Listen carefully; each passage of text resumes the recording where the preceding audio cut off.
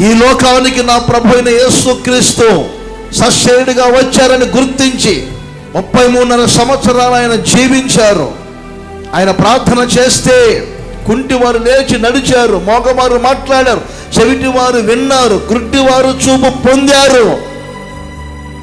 చివరిగా మనిషిని మనిషిగా మార్చాలని, మనిషికి మానవత్వాన్ని కలగజేయాలని, మనిషిని సమాజంలో విలువగా గౌరవంగా ఉంచాలని నా ప్రభు అయిన యేసుక్రీస్తు మన కొరకు శిలువ వేయబడి, గాయపరచబడి, రక్తం గార్చి, ప్రాణం పెట్టి 3వ దినమున మృతులలో నుండి తిరిగి లేచిన సజీవుడైన దేవుడు, నేను ప్రకటించుచున్న నజరేయుడైన యేసు సజీవుడు, సజీవుడు, దేవుడు అనుటకు యోగ్యుడు, అర్హుడు.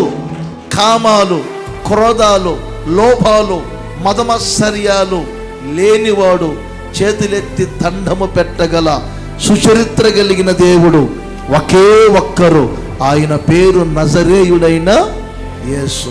ఆ యేసు స్వామిని మీ హృదయంలో చేర్చుకోవటమే మీకు జ్ఞానం.